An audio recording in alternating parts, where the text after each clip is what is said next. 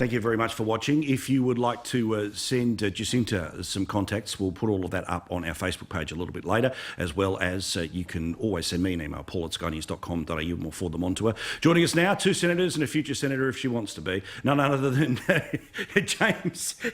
I always like saying that. James McGrath, of course, LNP senator in Queensland, who's ditched the jacket, ditched the tie, because he's going back to his more informal sense. Tie's gone. Tie's gone, yep, because Jim Molan gave it to him, the great senator from New South Wales. And Liz Storer, of course, with Advance Australia in Perth. Look, look, there's a million words that have been said, but if you want to add anything to it, I want to give you the chance to do so. Jim, what did you think about what we've seen this weekend and sort of through that lens as well about the sense that, look, I love our country, I love it as much as anyone else, but we aren't a free country when we can't cross borders. We're not a free country when we can't have as many people to our own funeral, and we're not a free country when we can't have as many people over to dinner, but then apparently all of those rules out the door, depending on the cause you believe in. Now, that's not the country that I'm into. Paul, it made me certainly very, very angry over the weekend. But before I speak about that, if I may, when I hear today Warren Mundine, Jacinta Price, and a black American whose name I didn't catch, all of whom made exactly the same points as Jacinta Price made, I've got to say I feel my own personal total inadequacy. People like Jacinta who fight every day, every minute, and I've seen it with my daughters and others that I know, against the hypocrisy of those who protested today. Not just the hypocrisy, but the denial of facts related to racism, which those 3 people I mentioned earlier all bring out so beautifully. I feel very inadequate. There is a fight on. It's an extraordinary fight. You don't want to go over, you don't want to deny that there are problems, but you want to identify what the problems are and then work on them. Those 3 people today, for me, were just brilliant. Yeah, agree completely. Liz, I mean, again, you know, because she's here, because she stood for the LNP. Bang, oh, she's in the wrong column, don't talk about her. But again, that challenge to feminists, that what the rights that you fought for, or your mums fought for, you've got to fight for these remote Indigenous communities, because I want that little girl in Tennant Creek to become Prime Minister. It's not going to happen if she is being as horrifically abused relentlessly, and members of the family are saying, well, don't take it to court. Indeed, Paul, and I've said before and I'll say it again, I think Jacinta is our very own Candace Owens. You know, from the people group that everyone is virtue signalling, busy virtue signalling in defence of, and here they are coming out so strongly saying this is part of the problem, and spelling out so clearly what actually needs to occur, and highlighting the utter farcical nature of the left and the ways that they rally behind this cause that they've tried to make their own and are in fact achieving absolutely nothing. Yeah, and James, again, you know, as a person representing Queensland, we know the issues that are there in the far north. What do you want to say about what you saw this weekend in Brizzy? I've never seen so many selfish people in one space at one time. So all of us here in Queensland, we've all tucked our bellies in, businesses are going broke, everyone's just doing it so tough, and yet 30,000 people can go along there, don't practice social distancing and think they're better than the rest of us. I've got friends and family who've not been able to go to funerals, have not been able to mourn the passing of people because they're being good people, they're being middle Australia, and they're going, well, the government says we've got to tuck our bellies in about this, we will. So that everyone else is doing the right job, but these bunch of lefties in King George Square think they're better than the rest of us. Give me a break. You know, what's going to happen is coronavirus will probably break out again in 2 weeks' time, and it means the businesses that are doing it so tough, just when they see sunshine, along come these lefties and rub it out with a giant steamroller. It stank what happened on the weekend. Well, and this is the thing, that's what I'm annoyed about. I'm not, you know, this stuff that gets written everywhere by, you know, the sort of kneeling, inner city white people, with the whole, we can't have a conversation about race, for goodness sake, like, come on. We're annoyed about the idea that, as you say, you can't go to a funeral in certain numbers, but depending on the cause, we'll see what happens. Look, I hope there's no outbreak, and then what it means, in 2 weeks' time, there's no justification for any restriction anywhere, but they're being used right now to keep the borders up between our states. Now, each of you have got a special issue I want to talk to you about. Big changes happened last week about Foreign Investment Review Board. Jim, I want to talk to you about this here, where, among others, we know that now it is $0 threshold for national security infrastructure. So we're talking about power companies, telecommunications, all the rest of it here. Business have said that they like this idea, and they say that it's sensible given the unprecedented disruption to the global economy that's happening right now. Matthias Cormann said this in an interview today.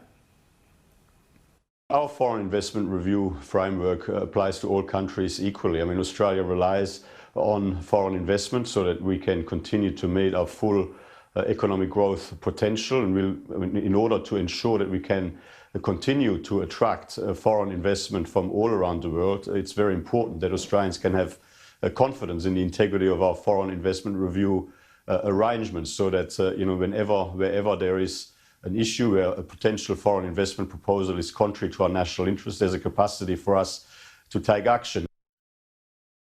Even the bloody Labor Party liked the idea. The direction of this is sensible. We haven't seen the detail of it, and we'd obviously like to. But the principle here is that when we're talking about national security, the government needs to have a free hand in relation to the way in which it treats foreign investment into this country, and that should be an absolute principle. All right, Jim, so we'll wait and see until they eventually, of course, fight this all the way and then vote for it in the Senate, which is normally what happens with these things. Again, what sorts of things are we now moving to the $0? And maybe could you better explain to us that what the Treasurer can force to be sold? Because that's an important one to talk about too. Well, nothing retrospective, Paul, and I think that's very, very important. A lot of people have complained about the deal that was done over the Darwin port. But the Treasurer has come out and said that they're not going to make this retrospective, but in the future, and this won't come into being until the 1st of January, in the future, after this law goes through, if something is approved but subsequently found to have problems, they can force a sale. I think the real significance of this is that for the first time for a long, long time, 45 years, we really are talking about bringing the sensitivity of national security into the decision-making in relation to Foreign Investment Review Board. We have made decisions on foreign investment, such as Huawei, we all know about, the East Coast gas pipeline, and a number of others, and many, many smaller ones have got conditions attached to them. But the real significance of that is that we have finally stopped just talking about self-reliance, security, sovereignty, and we started doing something about it. And the one last thing I'd say, if I may, Paul, is that if we are in a situation where we have to apply a concept of self-reliance, of national security to foreign investment, because of the change in the strategic environment we face, what else in this country needs to be seriously considered as to whether it passes the test for national security? I think that's the next big step for this nation after we get the economy back up. Agree. Now, James, I want to put your Queenslander hat on here because there was a poll, a YouGov poll, suggesting that, the LNP is now leading in the race for the government towards the end of the year. However, still preferred Premier by some margin is Anastasia Palaszczuk. So half full, half empty, depending on your perspective. Let's go for the half full, which here is a YouGov poll has shown a 3.2% swing to the LNP, which now leads 52-48 over the Labor Party. Labor Party's primary vote has fallen to 35%, from 35 at the 2017 election to now 32%. The LNP has gone from 33 to 38%. Now, if those numbers were real, what happens come election towards the end of the year, James? Oh, if those numbers were real, we would have Deb Frecklington as Premier, and the nightmare that is Jackie Trad would not be happening, because Jackie Trad would be, still hiding under the doona somewhere. It is very important, with the remaining about 150 days until the election on October 31, that we understand it is actually so close here in Queensland, so close, because remember history, Labor have been in power for 25 out of the last 30 years. So 25 out of 30 years Labor have been in power. Secondly, you've got the Labor machine, and it is a brutal Armageddon-bringing machine. They will do anything, say anything, they will lie, they will cheat, they'll sell your grandmother's fillings to make sure that they stay in power. Look at the changes they did to the voting system before the 17 election. Look at the banning of developer donation money. Look at all of the stuff they're doing. They're going to bring in spending caps, but allow the unions, of course, to spend up to $26 million. So this is going to be like the fall of Saigon in a marriage with the sack of Rome. It is going to be an ugly election campaign because Labor know that we can win this election. We've got the best candidates out in the field.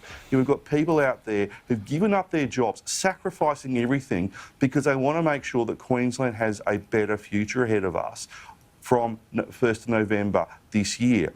Because if we don't do it, you're going to have 4 years of Labor. So anybody out there, you've got any spare time, I'm going to do get out there, contact your LNP candidate and get out door knocking once we're allowed to do that. I think it's still frowned upon. Deliver leaflets, wave signs. We don't want Trad becoming Premier by Easter next year. But look, Labor's clearly going to say the advantage that they have in all of this is Palaszczuk is well and truly over Frecklington as preferred Premier. They'll run a presidential campaign. Remember the last one where basically the cabinet didn't exist and it was Anastasia everywhere. And look, I don't think they can run against Campbell Newman for the 78th time, but they'll probably try. So what happens when they try to make this all about, if 2/3 of people don't have the preference for the potential incoming Premier, how much of this becomes this sort of reverse referendum and they try to, for want of a better term, shorten Frecklington? Well, look, it's not unusual for opposition leaders to be sort of relatively unknown or not as popular as the Prime Minister. You can think about Mr Howard as the prime example there. What we've got to do here in Queensland is if they want to run a presidential campaign on Palaszczuk, I'm going to 3 words, bring it on. I want to campaign on Palaszczuk because she has been the worst Premier of this state since we got self-government, 150, 160 years ago, whenever it was. She is a terrible Premier. So if they want to make it about her, let's do it. Let's make it about her. Her lack of ability to make decisions, her dithering about everything, the fact that she's in some witness protection program for 6 days out of 7 days a week, except when she does press conferences. I'd love to make it about her because the buck's got to stop with someone for the damage that's been done to the state for Labor being in power for 25 out of the last 30 years. All right. And now, speaking of polls, we just got some in from Newspoll. Front page of the Australian newspaper. Here is in part what you can read, where two-party preferred, it remains 51-49. LNP and Labor both went down by 1, but still it's the government well and truly up. They need a 4 in front to win an election. They've got at least 2 up the sleeve. It is now 42 to the ALP's 34. The Greens apparently gained 2. And as for preferred Prime Minister, ScoMo still leads big time, 56-26 over old mate Albo. You don't think there's pressure on that bloke to desperately hold on in Eden Monaro? It's all the game for him. Quick break, back with more.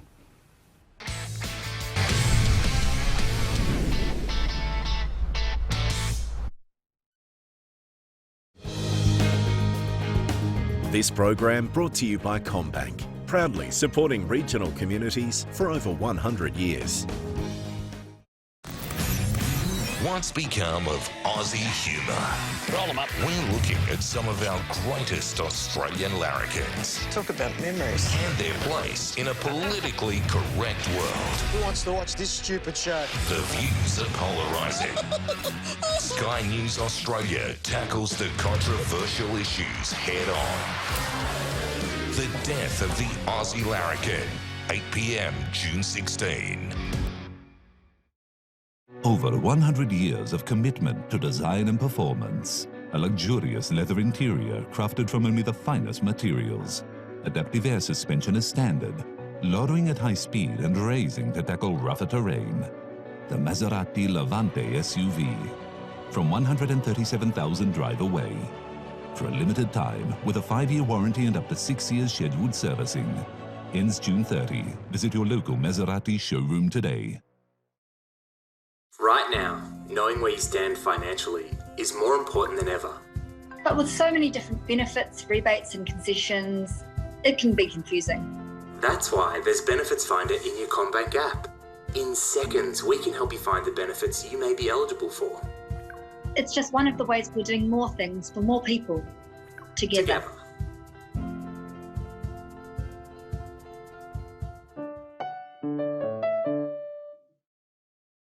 At Harvey Norman, get up to $700 of bonus gift cards on Intel laptops. Get a $100 bonus gift card with this Lenovo IdeaPad laptop, now only $999. A bonus $200 gift card with this Asus VivoBook Flip laptop for $1,499. Or a bonus $700 gift card with this Acer Swift 5 laptop, featuring the latest 10th gen Intel Core i7 processor. Up to $700 of bonus gift cards on Intel laptops. Ends Monday at Harvey Norman. Just been through a lot lately. So we came here. Still here. Just to here. Every day is all we have. Every day is all we have. We have, yep. Powerful. Downhill. Rent it now in Foxtel Store.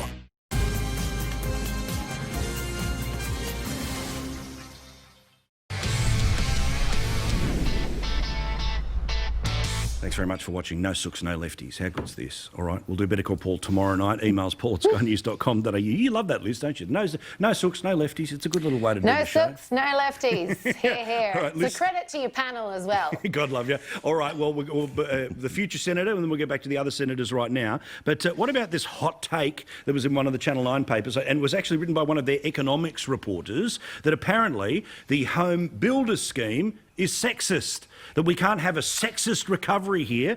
They say that the glaring bias in this handout for renovations is that most of the direct beneficiaries, i.e. the tradies, will be blokes. Analysis published recently by the federal government's Workplace Gender Equality Agency, why is that being funded anyway, shows 88% of those employed in the sector are blokes. A blokey recovery doesn't fit with what we know the economic effects of the pandemic. Liz, this would make perfect sense if it was the only support payment which is currently being available, or the only stimulus. Is there a gender threshold for unemployment benefits, or job seeker, or job builder? Like, come on. Or childcare. Yeah, correct. I had to say, Paul, it was actually mildly refreshing for something to be sexist instead of racist this particular week. So that afforded me a bit of a laugh. But look, like you say, at face value, this looks like it has value. You go, oh, well, they're right. The construction sector employs 88% men. How is this not just completely unfair as far as women are concerned? But that was my exact thought, which you've already said, stolen my thunder, and that is there are other helps being made available to people, and certainly I'm sure there will be more to come, especially as we know the hospitality sector has been especially hard hit, etc. and so on. This is still, there's many pieces moving around, and in the coming months we're going to see, as the government identifies who needs what most, I'm sure the pieces will move around accordingly. So yeah, an absolute farcical article. Of course, it came from Channel 9. Speaking of no sooks, no lefties, they didn't get that memo. But there you go. Yeah, surprise. Racist, yeah, or racist, sexist, terrible. Anything these days. Oh, just terrible. Senator McGrath, who knew that the next big thing that the woke lefties at council level were going to go after? I was surprised it took this long. They're coming after the wood heater. If you happen to have a fireplace at home, get ready for this local council to come and, like an illegal gun, have like a fire amnesty where they will crush these things in front of people. They'll give, it's like, toys for tots, or toys for guns. It'll be toys for fireplaces here, because this Melbourne mayor is calling on the Andrews government, so statewide by the way, to introduce a fire heater buyback scheme, saying that smoke wafting from urban chimneys is the same as throwing rubbish over a neighbour's fence. If they came to take your fire, how would you react, James? I'd be pretty cranky, and I probably should talk about the gun safe, but I would protect my fire. I live out at Warwick. It gets really cold. In Warwick. I live in an old house. It gets freezing cold. If it wasn't for my wood burner and the fireplace in my room, well, little old James McGrath would be waking up in the morning being a frozen popsicle. But this is just, what is it with Melbourne councils? Is there something in the water in Victoria and Melbourne? They are just, it's like a competition. There must be like an annual conference each year where each mayor has to present on which is the wokest, craziest idea, and they get like a special grant from Daniel Andrews, because these councils are just out of control. And I love local government, big fan of local government, especially here in Queensland, but there's something in the water in Melbourne. This mayor, focus on rates. Yeah. Jeez, I mean, seriously? Well, it's that thing like Charlton Heston was about guns. I'm sure my mum would say, and she wouldn't mind saying, you take my fire out of my cold, dead hand. It ain't happening. But we'll see what happens. She would not be part of the buyback. She'd find a way to sneak it in, even if she had to sort of, redirect the smoke under the house or something. She'd do it. All right. I've only got about a minute here. So, Jim, make a bold prediction for the week ahead, mate. What have you got for me? Paul, a bold prediction is that the 24,950,000 responsible Australians who didn't recklessly demonstrate today will in the next week continue to support the great achievements that we've made in relation to fighting this COVID. Correct. Liz? That within the week we will see yet another article that has in fact found grounds that the home builder scheme is also racist. No It's doubt. a matter of time. All those It's a white matter of time. tradies, those evil white tradies. All right, James, finish us off here. Give me a prediction. I think Scott Morrison will do more in the coming week than Palaszczuk's done in the 5 or so years she's been Premier of this state. That's a man who's on message and focused. He's got that line. They were able to get there last year. We'll see what happens in 2020. Thank you very much, one and all. I do appreciate it. Thanks, Paul. See you later. All right, plenty more.